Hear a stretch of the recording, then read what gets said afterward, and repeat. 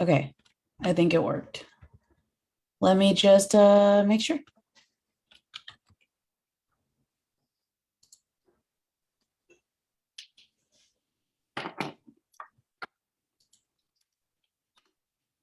Mm.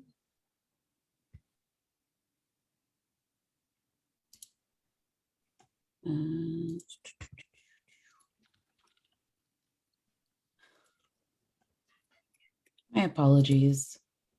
No problem. No worries. Okay, I see it. All right. Let's get started with all the ridiculous that's happening right now. Hello everyone, and welcome to this very awesome edition of Raw Comedy. I am your host, Athena Rodriguez from Hypothetical Comedy.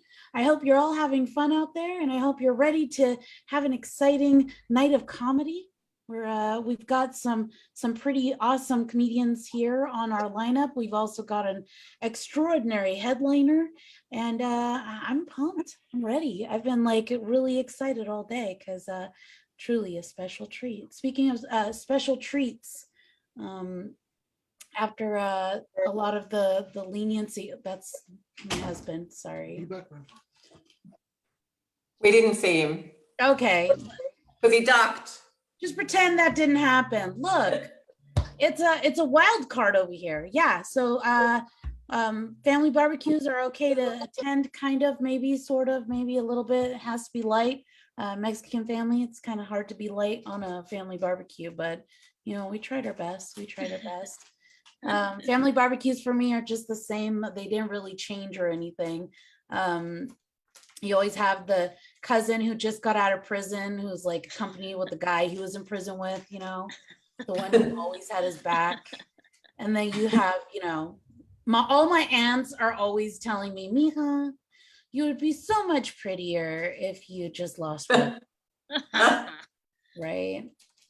So crazy. Well, they're all, you know, shaped like dinosaurs too. And the kids at the party have been playing Jurassic Park for an hour, but okay. Silly. And that guy that, you know, your cousin was in prison with is leaning over and just like looking at me all weird, going, hey, personally, I like a little extra carnita in my taco. Thanks for comparing me to a fried pig. I appreciate it. And nicknames are weird in my family. I don't have a really, you know, a cool nickname. All my other cousins have cool nicknames like Memo and Tito and Mari.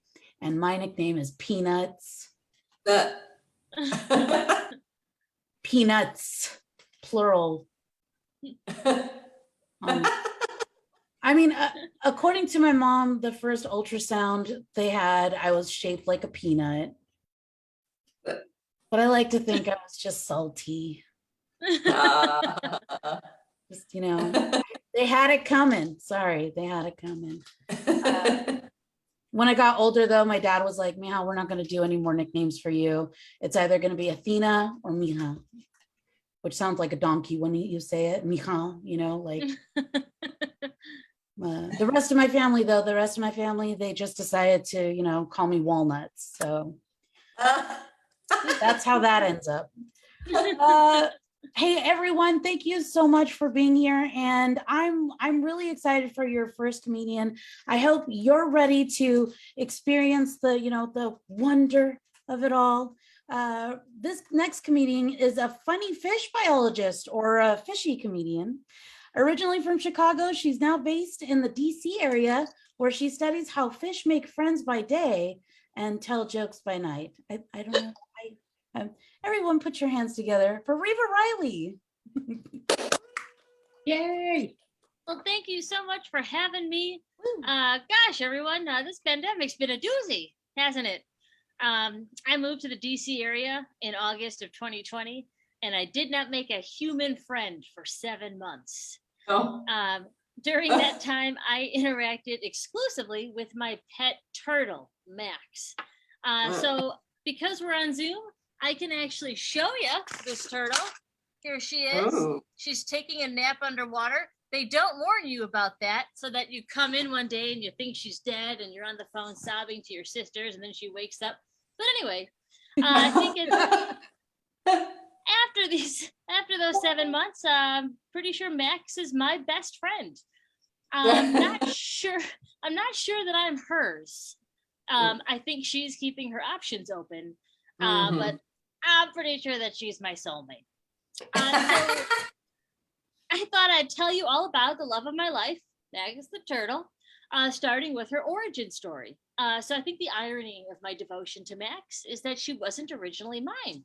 She was actually my father's turtle. And the way we ended up with her was because my grandma died. You know that classic story, a grandma dies and a turtle is hatched in an illegal turtle breeding operation on the south side of Chicago. So my dad was really devastated that his mom passed away, understandably. And the first time he kind of, perked back up was when he saw this tank of baby turtles. Because it turns out that my dad utterly loves turtles, which just goes to show that none of us really know one another and we must all die alone. But anyway, my dad sees this tank of turtles. He looks excited and he asks my mom if he can get one, because my mom is the one who's in charge of making decisions in the family. And usually my mom is really sensible about things like this, doesn't make decisions lightly, but she could see how happy my dad was. So she was like, no, all right, well, how long do they live? And my dad said, I don't know, like 3 to 5 years, because it turns out his enthusiasm for turtles does not translate to knowledge of turtles. And so my parents left that shop with what is essentially an immortal reptile. My dad, he loves this turtle so much. Like when she was a baby, he got her like a dozen different kinds of food. And he quickly realized that her favorite thing was freeze-dried krill. So he was like, say no more to the turtle. And he cut out the middleman and just started buying sacks of freeze-dried krill online from Korea. He ordered so much freeze-dried krill that at one point he was classified as an importer of krill. He had to go to this special section of the post office to pick up the shipments, and the clerk would open the importer's closet and be like, oh God, something stinks in there. My dad would be like, yep, that's mine. So this turtle basically had krill on tap for like the first few years of her life, which is how she ended up obese. People often ask me, how can you tell if a turtle is obese? And the answer is when they can't fit into their own shell. No. My turtle, she can fit her head and 2.5 limbs. But the rest of the flippers just kind of poke out. Anyway, she's fine. It doesn't seem to bother her at all. She's very confident. She seldom feels the need to come into the shell anyway. So how did I end up with this gargantuan turtle? Well, my parents, 11 years after initially purchasing her, were getting ready to retire and realized that they still had a young turtle that they needed to rehome. And that's when I entered the picture. I spent the summer of 2020 living at home before starting this new job, and my parents saw their out right away when they started working me over. I'm a fish biologist. I didn't want any aquatic pets. I didn't want to bring work home with me. And my parents really had to sell it. They'd say things like, moving to a new place is stressful. You know what would help? A companion turtle. and what'll ease this transition? A small dinosaur friend.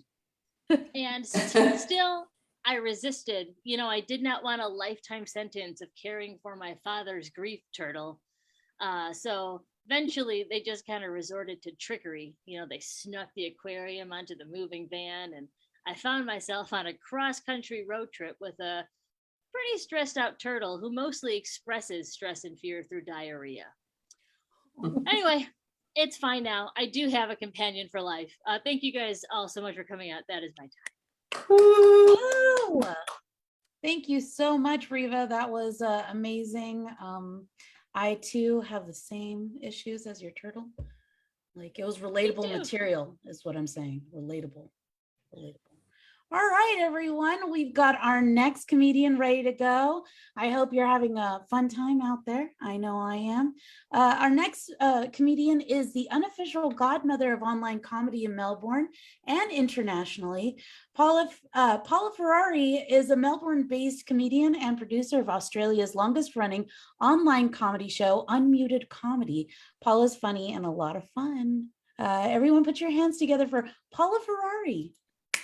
Yeah. Hello. Talking about lockdown companions, I think a lot of people started with a soulmate and ended with a cellmate. All my happiest friends were the ones that were already divorced. But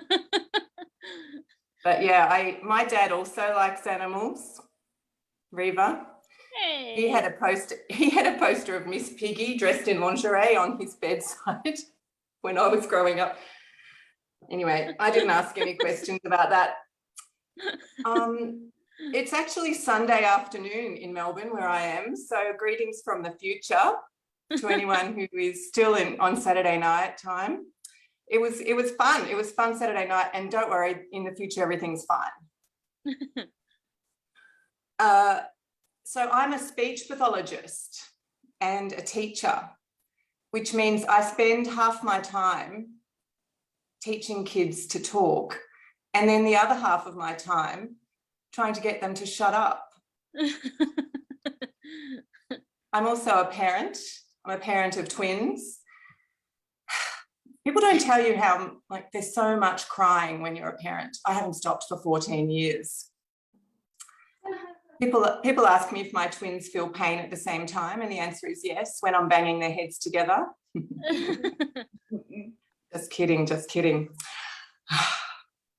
One of the superpowers I discovered I had during the pandemic was, because of all the COVID testing, the advantages of having a very big nose. I often got complimented on my big nose skills and my lack of gag reflex as well when it came to the swabbing. I've never had that compliment from a professional. But it used to be taboo to pick your nose in public, and now it's mandatory. And we're getting special tools to do it with, and then you have to report the results. Anyway, I wanted to keep my set clean today, but I don't know if a nose picking joke counts as clean. It's not blue, but it's green. It's green. Clean and green. That's my nose picking joke. I stopped during the first lockdown. People were talking about how much fun it was earlier, and it really was. I had a lot of fun during the first lockdown. So much fun that my doctor classified it as alcohol use disorder. And I was like, no. It was just a lot of hauler parties. So after the first lockdown, I decided I probably needed to stop drinking, because I started getting reward points from the alcohol delivery service. They were throwing in like free socks to reward me for being such a good customer. And I was like, someone's watching my drinking, it's not me. So I decided I need to stop drinking, and then I decided I probably need to stop smoking as well, because, you know, it is meant to be a respiratory illness, this virus. And so the first thing I did was take up smoking. That's what got me through. That got me through the first lockdown. But I ended up being addicted to smoking as well. So I stopped drinking, but it was really hard to stop smoking. So the doctor gave me some medicine to help me stop smoking, and I went to the chemist to get it, and they told me that it was no longer provided because it caused cancer. And I was like, what? Is it more cancer than smoking? And I thought, you know, shouldn't I have the choice of the type of cancer I want? And surely the drugs to stop you smoking would be a healthier type of cancer. And, you know, my body, my choice. Anyway, on day 2 today, day 2. Ooh, I'm feeling great. Uber ratings. Does anyone you guys have Uber as well, and you get rated for what sort of a passenger you are when you get into an Uber, and you can see what your rating is. And it's to try and work out whether or not you're going to be a good passenger or a good person. You know, it's a way of measuring your humanity. And I'm very competitive, so I was very upset when I discovered that I wasn't a 5-star passenger. I'm only 4.74, and I was worried about where I lost my stars, because I'm always polite, I'm always on time, I always pay. Anyway, I realized it was probably because I order Ubers for my friends, my poor friends, usually comedians, and also other people I know who can't afford Ubers, so mentally ill people. And I'm doing that out of the goodness of my heart, but I think it's their behavior that's made me lose points on my Uber rating. So the problem is now I'm never going to order an Uber for those guys again. So, and one of them was my sister. So this Uber rating system has really made me into a worse person. Anyway, as a female comedian, often told that women often talk about their vaginas. I'm not going to talk about my vagina. I'm going to talk about my mum's vagina. Actually, I'm going to talk about my birth. By that, I mean I'm talking about my birth. That's what we really mean, isn't it? When we're saying it's our birthday, we're talking about what happened to our mum's vaginas. So my mum was actually on duty as a midwife the night I was born, which in a very small hospital. So, and she was the only person on duty, which was kind of convenient because, you know, she's already at work when she goes into labour. It's kind of inconvenient. Depends on how you look at it. Either way, it was hard labour. My mum was an activist. She's an activist for birth rights. So when we were teenagers growing up, Mum was so excited about liberating women from the shackles of medical birth that she would bring home videos to show us of women giving birth in different positions. And we'd say, Mum, we've seen the squatting position. Can't we just watch The Simpsons like the other kids? Kind of traumatic being the daughter of an activist. And now I've grown up to be an activist for the clitoris. Those videos are really hard to find. Thankfully, my children thank me for that. I became an activist for the clitoris because I grew up in Australia, and my first boyfriend and I were together for 5 years, and I didn't have one orgasm in 5 years. And I don't know if it was his fault or my fault, because he didn't know anything about the clitoris, my clitoris, and neither did I. But I used to be, you know, a little bit upset about that. And then the way he would do foreplay was, you know, I don't know if he's a shining example of Aussie men, not all, hashtag not all Aussie men, but he just used to poke me and say, are you awake? That was our foreplay. But then looking back now after the Me Too movement and finding out what Bill Cosby used to do, like he didn't bother waking them up.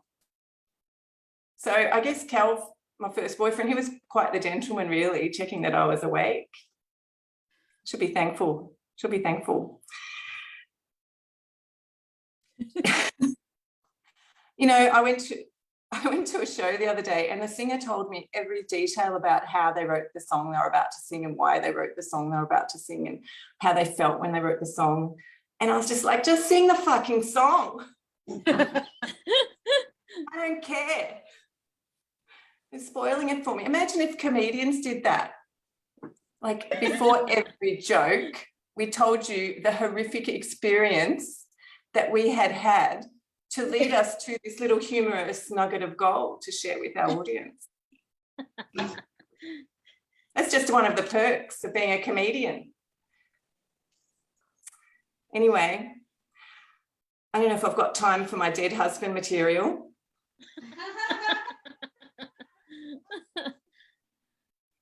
Or maybe my child suicide jokes. I'll just finish on that. During the lockdown, I found out that I don't have to worry about my children killing themselves because they're far too lazy. They expect their parents to do it for them. Anyway, on that note, thank you so much for listening. You've been great. Bye-bye. Dang. Woo. Thank you so much, Paula. Man, she comes in hot and gets out hot. She's just like Tabasco. I hope you all are having a great time and appreciating all these comics so far. Don't forget that if you are watching out there, we are putting the Venmos, PayPals, and etc. in the comments. If you're enjoying their, humor and their jokes, feel free to tip them $1, $5, $1,000. Okay, whatever. I feel like we all could use an extra, $1,000 laying around. Let's do it. Let's have fun. All right. Hey, everyone, we've got our next comedian ready to go. This one hosts the beta show on Wednesdays at 9 p.m. Eastern with Unknown Comedy Club. Everyone, please put your hands together for the absolutely amazing Linda Camacho. Oh, gracias, Athena. What's up? Woo! Thank you, Suitman Productions. Hola, everyone. I am in Canada, where everything is closed, including my legs. Needed a break there. I am starting online dating, which means I'm meeting guys in Zoom open mics. Yeah. That's the reaction I was expecting. Y'all are horrified. No, comedians, no. Well, that's what I got right now. That's the best I got. I'm definitely not touching Tinder. Oh, no. Never again. And I'm not even going into that. It's too traumatizing, to be honest. And so I am going to go with Zoom open mics. And I changed my Facebook relationship status to in an open relationship, but Facebook screwed me over and put in a relationship. I had like 90 congratulations from people all over the world. And it was like 90 slaps to the face. I hated the attention so much, I dumped him that day. I was like, I can't, why are you congratulating me for being in a relationship? Is it because I'm fat? Like, would y'all do this to a skinny girl? No. But she got a boyfriend. Oh my God, it finally happened, is what you're all thinking. And I'm like, no. So I'm just gonna stay single for the next little bit. Voluntarily celibate right now. And my mom asked me though, she was like, are you making the love online? And she's a lawyer, so she tries to pry it out of me. She's like, I want you to swear on the truth, nothing but the truth on this Biblia right now. I'm like, I can't, not on Jesus, I can't lie. No. I've definitely shown my tits online. Sorry, Mom. I'm sorry. The worst. So I love being fat. Yes. And if you don't laugh, you're jealous. I mean, if this is the worst it can get, I'll take it. I'm still sexy. I still get laid. It's like if people ask me if I would rather be Beyonce or Lizzo, the same people, except for Lizzo can eat whatever the fuck she wants. That's amazing. This right here guilt-free zone, okay? I can't be made to feel guilty for anything I put in this hole. Nothing. So I have to ask, because this is a room full of ladies, why are men awful at sex? For reals though. Like I care about orgasm so much. I had a guy come over and we were in the elevator and I was like, if I don't orgasm this time, I don't think I can have you come over again. And he was like, I can live with that. Like, I can't. And I pressed the first level button and I brought him back down the elevator. It matters that much to me. Yes. Yeah, absolutely. It matters so much to me, Paula, that like, okay, I had a guy, he was like, I'm about to finish, but I hadn't. So I proceeded to leave. Legit just got up and started. He was like, where are you going, baby? Oh, you think I wasn't gonna take care of you? I'm like, too late. Because if I'm not gonna finish, neither of us is gonna finish. Absolutely. My last Valentine's date was February 2020, right before shit hit the fan. I could have taken him to anything. Like if I had only known, I would have taken him crowd surfing. Instead, I took him to a comedy show. In the middle of it, there was intermission and a guy playing acoustic songs on his guitar. And they're supposed to be love songs, but it sounded like Frank Sinatra wanting to kill himself. And people were complaining in the bathroom about how sad he sounded. Eventually, the host grabbed the mic when he finished and said, hey, by the way, this kid just got dumped by his fiance on Valentine's Day. Aww. And still had to come in and play love songs for all of you. And that was the best date I've had since. Which is why I'm voluntarily celibate right now.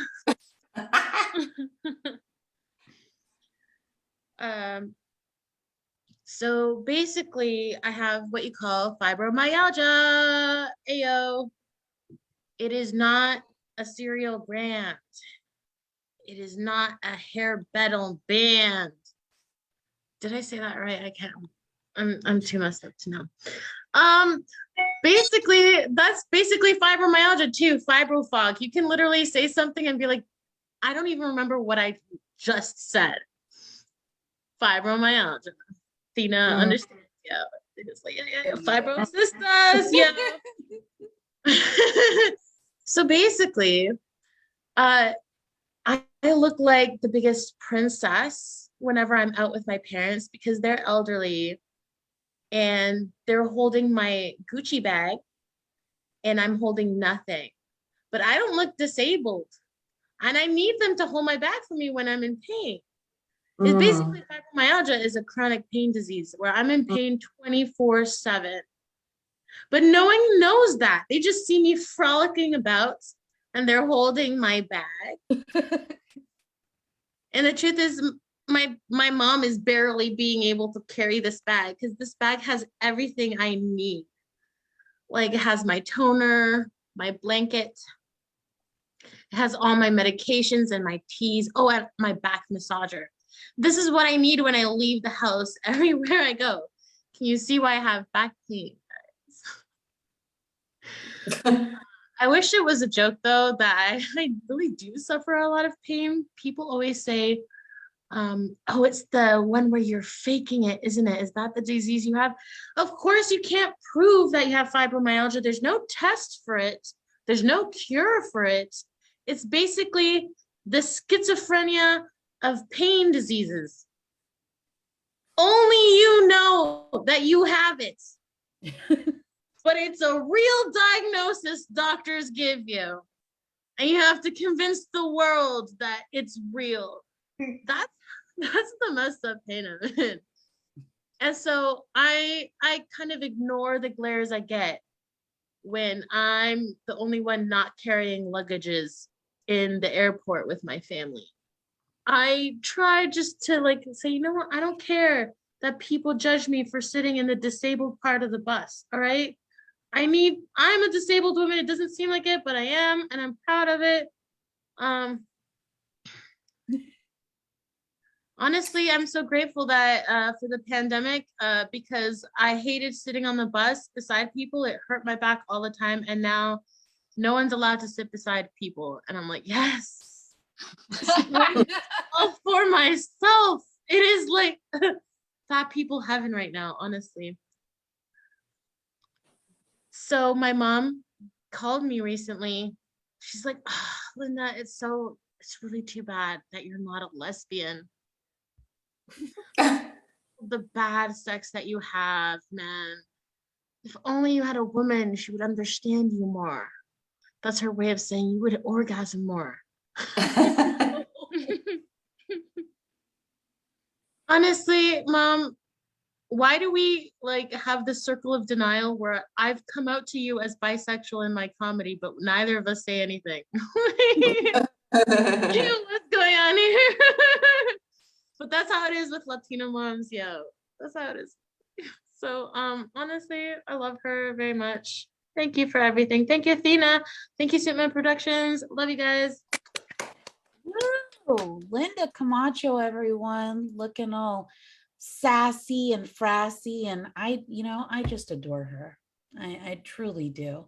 All right, I hope you're ready for your next comedian. I hope you're ready for all these amazing comedic stylings coming up next, because this next young woman is not looking for Mr. Right. She is desperately seeking Mr. Okay. Everyone, please put your hands together for April Brucker. Yeah. Hey everybody, what's up? Wow. I was wondering what happened to my ex after he got out of prison, but this show has given me the answer, because number one, he's either at Athena's family barbecue apparently, or number two, he's at Linda's Zoom open mic. And I said, I pity the fool, and I pity the woman that meets you next. And Linda, it looks like you've met him. I am so sorry. You are lovely. But long before COVID made it cool, I went viral. Yeah, that's right. And I've always said I wanted coronavirus's agent, and I came this close to getting him. Because before COVID, the Daily Mail did an article on me. Yeah. Woo. Yeah. And I went viral from England to Iceland to Italy, then from Russia to China to India, then from Brazil, then from Singapore to Indonesia to Australia, then from Ghana to Nigeria to Kenya, then from Brazil to Colombia to Guatemala. That's right, everybody. I am a celebrity in Guatemala. Yeah. The headline read as follows: ventriloquist who dumps her fiance that splashes out 20 grand a year on her puppets, dumps her fiance after he says it's them or me. Folks, I thought I found my Mr. Right. Boy, was I wrong. So what I'm trying to say is I'm not looking for Mr. Right. I'm just desperately seeking Mr. Okay. But now, but before the pandemic, I moved from New York City to Las Vegas, which means one thing: I don't drive. But I'm learning how to drive. I'm learning. And so if somebody cuts you off on the street, it's probably me. But Paula from Australia, she's in the future. It's Monday where she's at. So I looked at my driving instructor and I said, is it going to be all right? And he said, no. But now I can tell him, listen, I know it's going to be all right because Paula from Australia was from the future and she said, it's going to be all right. Yeah. That's right. So Paula said it's going to be all right. And the That's other right. thing is that I'm looking at all these people that drive, and I'm scared to drive. You know, I'm having all this anxiety behind the wheel. And at the DMV, I was taking my permit test, and this woman with a neck tattoo was getting a license. So if neck tattoo can get a license, I can get a license. And if neck tattoo can drive, I can drive. I just drove at night, but then I realized it's not that all that impressive because neck tattoo drives at night. No. But here's the thing.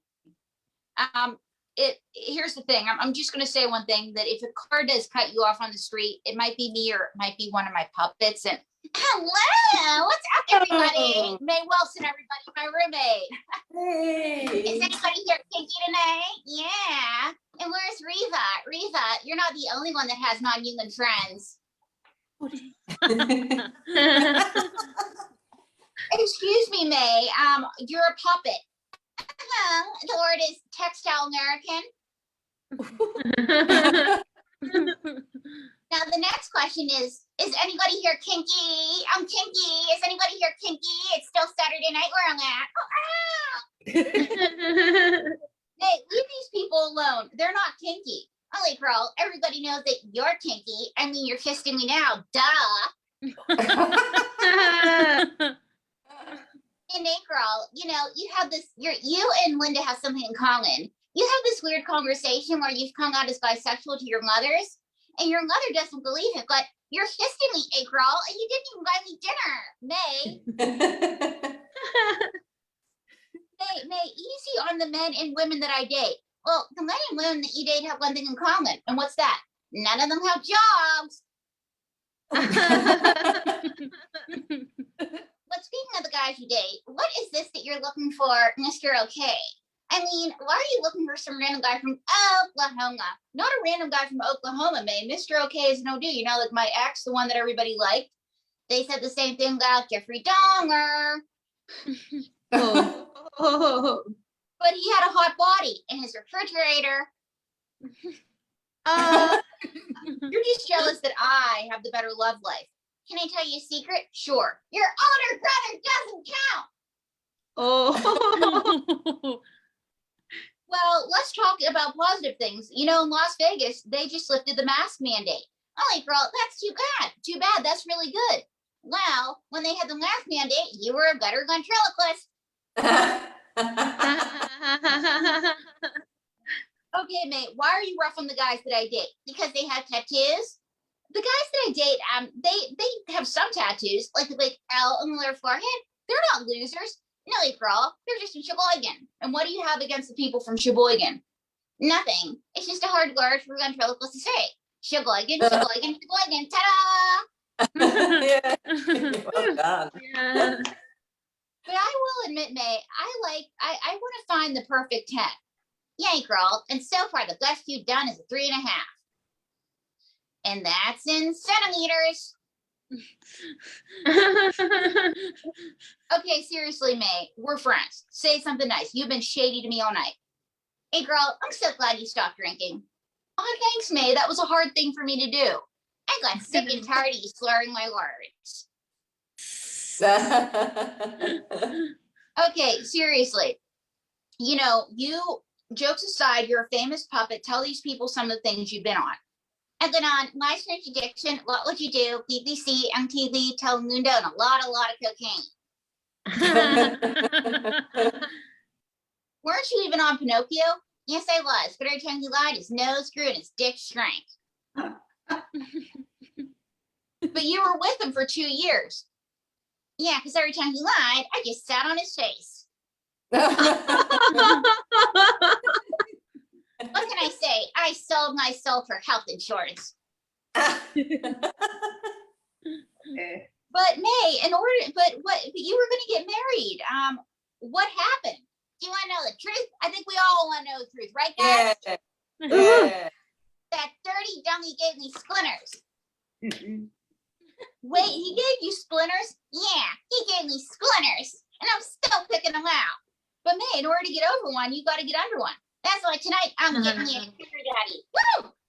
And I'm the perfect sugar baby. And Linda, can I borrow one of your Gucci purses? Because I totally need a sugar daddy. Okay. Yeah, she's gonna let you borrow one of the Gucci purses. And guess what? That sugar daddy's gonna have to hold it, even if he's old and has arthritis. Because my company's not free. You're not being very sympathetic, Meg. I mean, that's a little shallow. You see, money can't buy you love, but it can buy you a lot of drugs. But why do you depend on men? Why do you depend on men, May? Why not just get a job? Why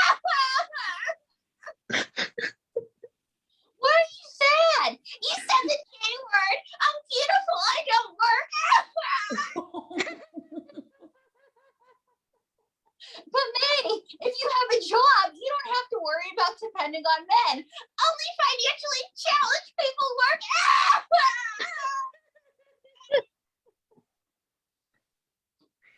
Oh my God, you're crying. I have a crying puppet. How much time do I have left?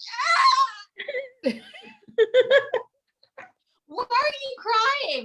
You have 1 minute. So I have 1 minute left to tell bad jokes. You out of here. But I just want to say that we talked about activism in this set. And so I have another minute to say that we talked about women's vaginas and what gets them off. And so this set is brought to you by Shirley, my vagina. Hello. I'm the Las Vegas vagina, and this show is brought to you by the numbers 6 and 9. Nice. I have only 1 minute left. What do you want to say? Well, April, at the next show, I want to open for you. Oh. Thank you so much. I'm April Brucker. Woo! Oh my goodness. Thank you so much, April. I have to admit,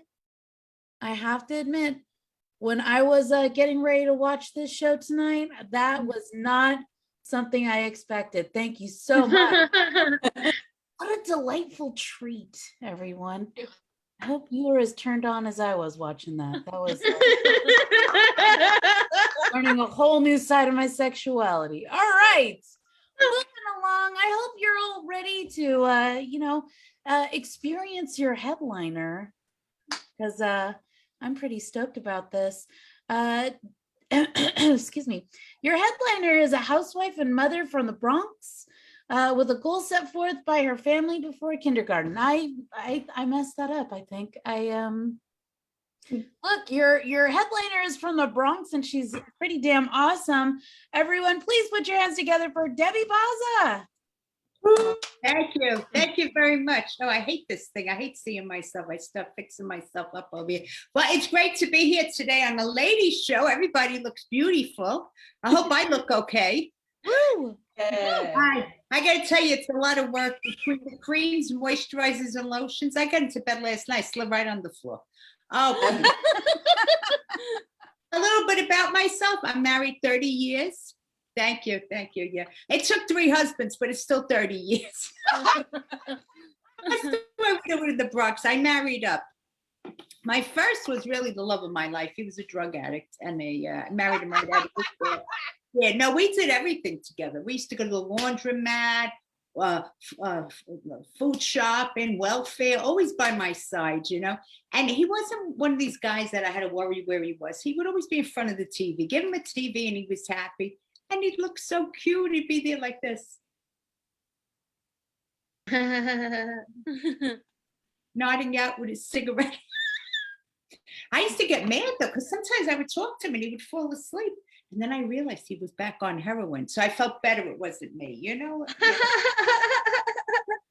Everything was great until I got pregnant. Then my mother was like, how are you going to raise a baby with a drug addict?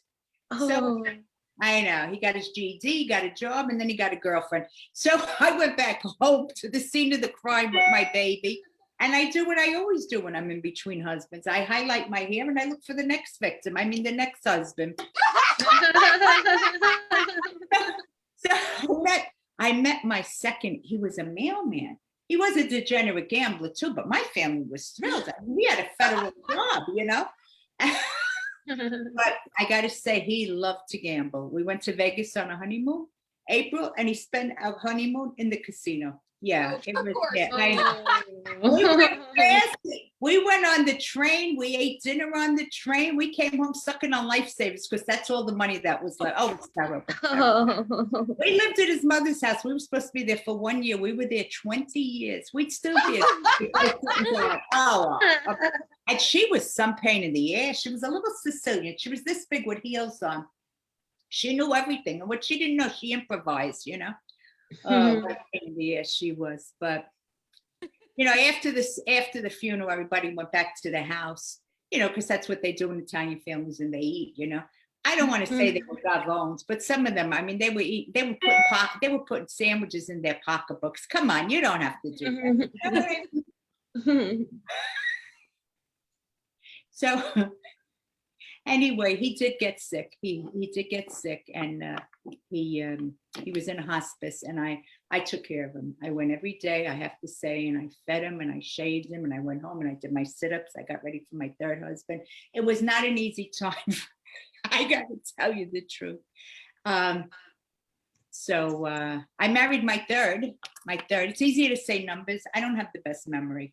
I really don't. I was fortunate. The first two were named Joe. It was very easy. Joe. Yeah, very easy. This one was named James, and I used to call him Jones. He'd get so pissed. He'd say, "My name is James." I'd be like, calm down. I'm still calling you one of my husband's names. It's not like I'm calling you Carlos, our neighbor.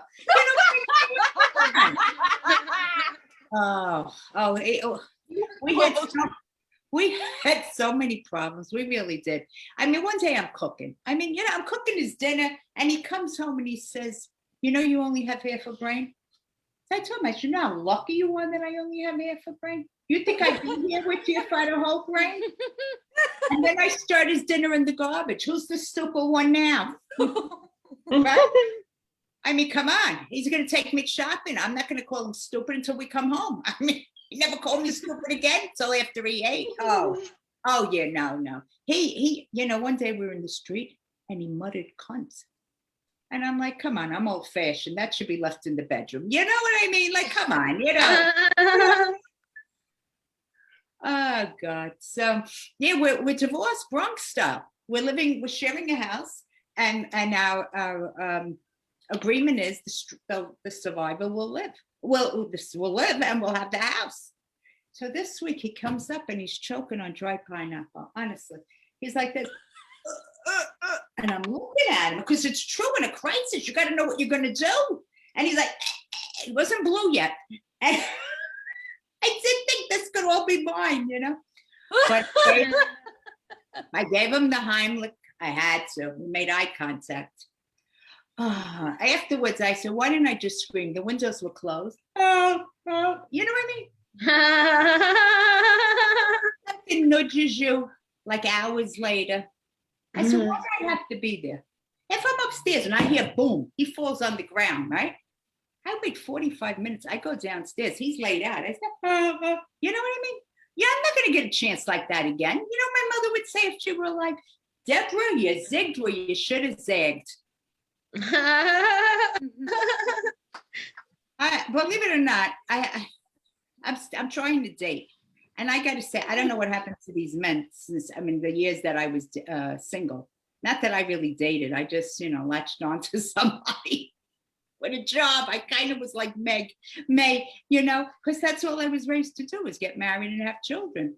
You know, I mean, and I have one with each husband. Thank God the third came with his father. So anyway. Oh, God. I gotta say, girls, I don't know how you do it out here. Really, it's not easy. I mean, the first guy out wanted to take me to the park in his neighborhood.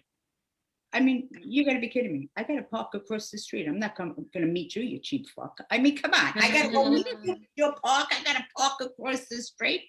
Then they took me out for McDonald's. McDonald's coffee's good, a coffee date, if it's fresh. You know what bothered me? It was before COVID.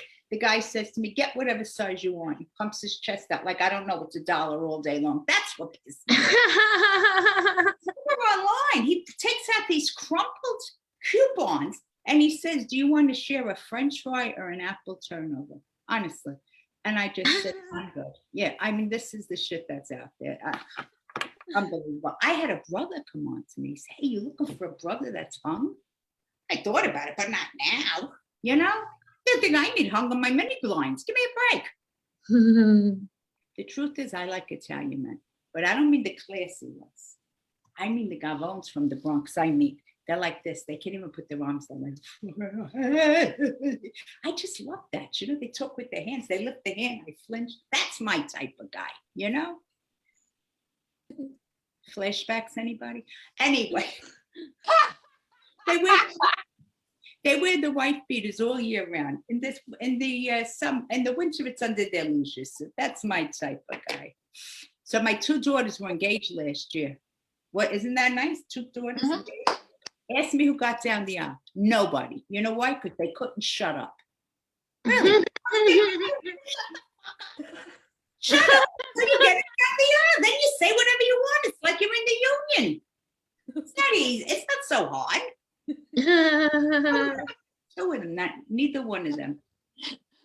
What are you gonna do? Those 2 almost killed me growing up. I gotta be honest with you. I don't know if there's any mothers here. Any mothers? Oh yeah. Oh wow. I would never know. You look so pretty and happy. I'll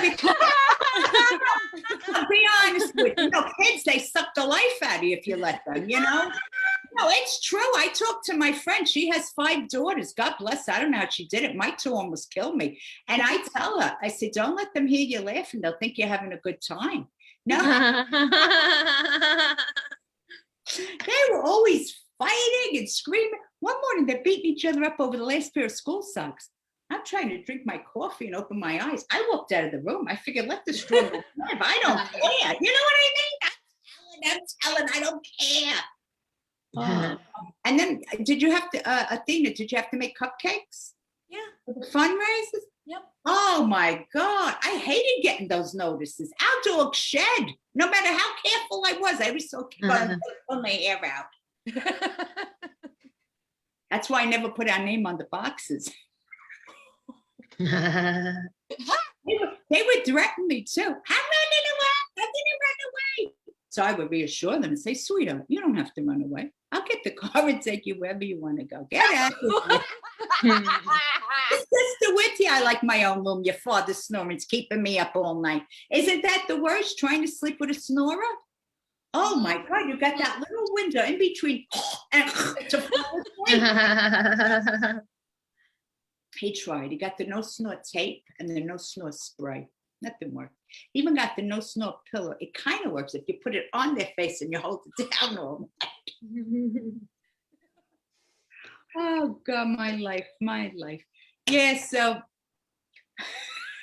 then one of my daughters, April knows, she's doing comedy. She's doing pretty good. I said, honey, maybe we can do a show together. She said, oh no, Mom, I want separation. Separation? You're living in my basement. What kind of separation? This is the same bitch I almost got killed for. 1983, getting her a Cabbage Patch. Did any of you have a Cabbage Patch? I did, yes. You know what we went through, April, to get that Cabbage Patch? I tracked down the last Caucasian boy in the South Bronx, and that kid doesn't want to do a show with me. I almost got killed. Oh, please. But she did help me get out of a ticket. She did. I got stopped recently. And you know, they always ask you, well, they ask, do you know why I'm stopping you? I said, I don't know, officer, it depends how long you're following me. He had no Did you have a license? I said, of course, officer. I gave him the license. He said, you know, I grew up around there. I said, oh, maybe you know one of my daughters. He said, what do they look like? I said, one of them is cute. She looks just like me and she's younger. I said, what's her name? I said, I'll write it down for you. April, Adrian comes into the house screaming, what are you giving cops my name and number for? I said, don't you think I feel bad enough? I can't get out of a ticket on my own anymore. Jesus. I know. Oh. Do you have daughters, Athena, or sons? I have a son and 2 daughters. Oh my God. Yeah.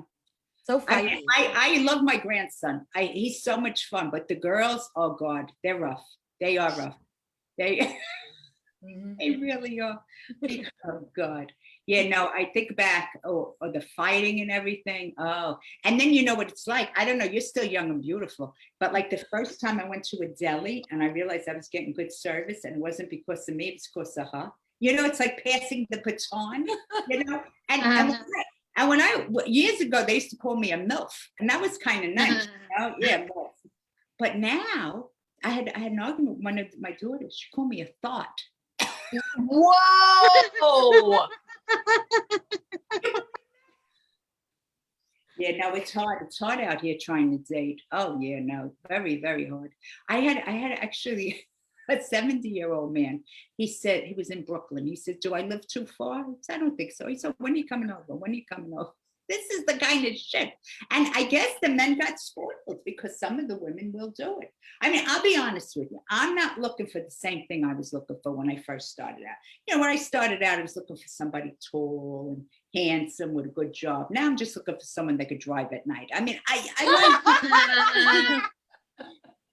not looking for what I was, but yeah, no, I was dating somebody recently, but you know, he thinks he's smart. What he did was he was MIA around the holidays, but we only went on like, yeah, I know. We only went on like 4 or 5 dates. So I figured I'll let it go by. Now he thinks he's cute. I didn't really see him for about a week or so. And now Valentine's Day is slowly approaching, right? It's tomorrow. So now I haven't heard from him, except he asked, you know, how I was. I saw him doing great. So now he's probably going to reach me about Tuesday, Wednesday, you know, like, "Hey, how you doing?" You know?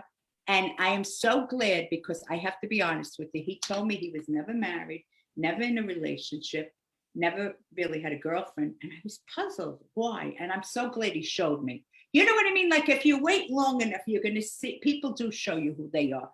And Yes. They do, right? And I feel this cheap bastard, you know, we've gone as far as we're going. I don't need to eat that bad. You know what I mean? I can make I was very, very upset. I mean, you know, I got to tell you something. This is a little sad. I don't want to bring anybody down, but a couple of years ago, I was dating somebody. Well, maybe 3 years ago before COVID. We dated a couple of times. Valentine's Day was approaching. I bought this beautiful dress, red, with little sequins on it, you know, sheer. And I loved that it had a little stretch, because most of you can't tell, but I'm a little bigger on top. You know, I never got to wear that dress. I thought I was going to wear it this year, because I was supposed to do a show tonight in Long Island, a face-to-face, you know, like a regular show. Yeah. You're right. And it was postponed. So this dress is it's going another year, but now I'm going to fold it because I don't want it to get the hung marks. You know what I mean? You don't want Of course, yeah. Right. And April, I got to say, you look gorgeous. I mean, Thank you. Arms, your little arms. I tell you the truth, if I had arms like that, even if I wasn't in Vegas, I would go sleeveless all year. I mean, if I had arms like yours, I would actually cut the sleeves off my coat in the winter. I would. But my arms haven't seen the daylight since I wore my nightgown last summer. I'm not seeing my. And you're lovely. I love you. Thank you. I love you more. But I got to tell you, I did put on a little weight during COVID. I took a few pounds off, but I did put on a little weight because, you know, I carry it in my back, and you can't tell if I'm coming or going with the back fat. So, because it's all about the shoulders. As long as it fits the shoulders, doesn't matter what's going on down here. But I didn't feel so bad. You know what? Because I would see my friends with their new profile pictures. They were all like this.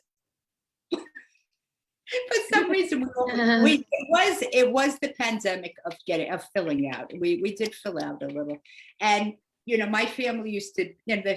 Families are so wonderful. Daughters and your husband, the kid around and everything, and they would tease me because I didn't really work, too much. I was a waitress, and they'd say, "Oh, well, you know what the problem is? The summers are too hot, the fall's too short, winter's too cold, and spring is too beautiful." Your mother's too heavy for light work and too light for heavy work. But I miss those days. I do. I have to say, enjoy them. I miss them being little. It was so wonderful. You know what I mean? When they get to that age where you could kind of bribe them. Oh, you want to go out? You need a dress? All right, clean the bathroom, take your sister to school this way. You know, you had it's like cheap labor. You know what I mean? It was a wonderful thing, but then they make their own money and they just don't give a shit. Yeah. It's like, where did that time go? And I gotta say, I mean, it's the time has come and gone. I would have hit them more when I had the I would have. Yeah, because you didn't really hit them anymore. What you have to do, right, Athena? You could totally get their wrists, like this, and you give them that look. They know. Right? Why is it until you give them that look, they don't listen? It's like you're going to be like, and they know because it seems I have a vein in my forehead that they told me about. Oh, our daughter's wonderful. They point things out.